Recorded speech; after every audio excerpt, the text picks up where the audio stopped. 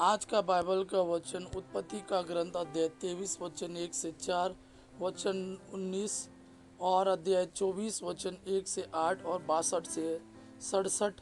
और आज का सुसमाचार सन्मति के अनुसार अध्याय 9 वचन 9 से 13। उत्पत्ति का ग्रंथ अध्याय 23 वचन 1 से 4, वचन 19 और अध्याय 24 वचन 1 से 8, 62 से 67।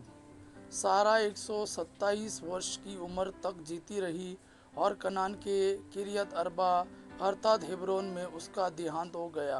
इब्राहिम ने उसके लिए मातम मनाया और विलाप किया। इसके बाद वह उठ खड़ा हुआ और मृतक को छोड़कर हित्तियों से बोला, मैं आपके यहाँ परदेशी और प्रवासी हूँ। मुझे मकबरे के लिए थोड़ी सी ज़मीन दीजिए जिससे मैं उचित रीति से अपनी मृत पत्नी को दफना सकूं।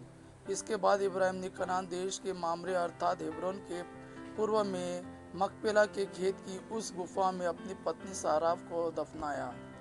उस समय तक इब्राहिम बहुत बूढ़ा हो गया था और प्रभु ने उसे उसके सब कार्यों में आशीर्वाद दिया था।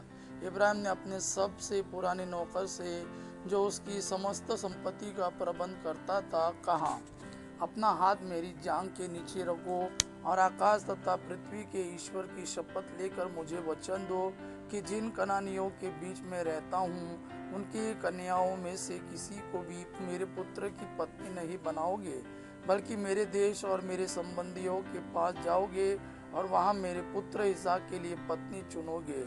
नौकर ने कहा, हो सकता है कि वहाँ कोई ऐसी स्त्री नहीं मिले जो मेरे साथ यह देश आना चाहती हो, तो क्या मैं आपके पुत्र को उस देश में ले चलूँ जिसे आपने छोड़ दिया है? इब्राहिम ने उत्तर दिया, तुम मेरे पुत्र को वहाँ कदापि नहीं ले जाना। प्रभु आकाश और पृथ्वी के ईश्वर ने मुझे मेरे पिता के घर और मेरे कुटुंब के देश से निकाला और शपथ लेकर मुझसे कहा कि वह यह देश मेरे वंशजों को प्रदान करेगा। वही प्रभु तुम्हारे साथ अपना दूत भेजेगा जिससे तुम वहां से मेरे पुत्र के लिए पत्नी ला सको। यदि कोई स्त्री तुम्हारे साथ चलने के लिए तैयार ना हो तो तुम अपनी शपथ से मुक्त होंगे, किंतु मेरे पुत्र को वहां कदापि नहीं ले जाना। इसहाक लहैरोई नामक कुएं से लौटा था क्योंकि उस समय वह नेगेव प्रदेश में रहता था। इसहाक संध्या समय खेत में टहलने गया और उसने आंखें उठाकर ऊंटों को आते देखा। रेबेका ने भी आंखें उठाकर इसहाक को देखा। उसने ऊंट से उतरकर सेवक से कहा, जो मनुष्य खेत में हमारी ओर आ रहा है वह कौन है? सेवक ने उत्तर दिया, यह मेरे स्वामी है। इस पर उसने पल्ले से अपना सिर ढक लिया। सेवक ने इसहाक को बताया कि उसने क्या क्या किया है। इसहाक रेबेका को अपनी माता सारा के तंबू ले आया। उसने उसके साथ विवाह किया और वह उसकी पत्नी बन गई। इसहाक रेबेका को प्यार करता था और उसे अपनी माता सारा के देहांत के बाद सांत्वना मिली। आज का सुसमाचार सन्मति के अनुसार अध्याय 9 वचन 9 से 13। ईसा वहां से आगे बढ़े। उन्होंने मती नामक व्यक्ति को चुंगी घर में बैठा हुआ देखा और उससे कहा, मेरे पीछे चले आओ, और वह उठकर उनके पीछे हो लिया।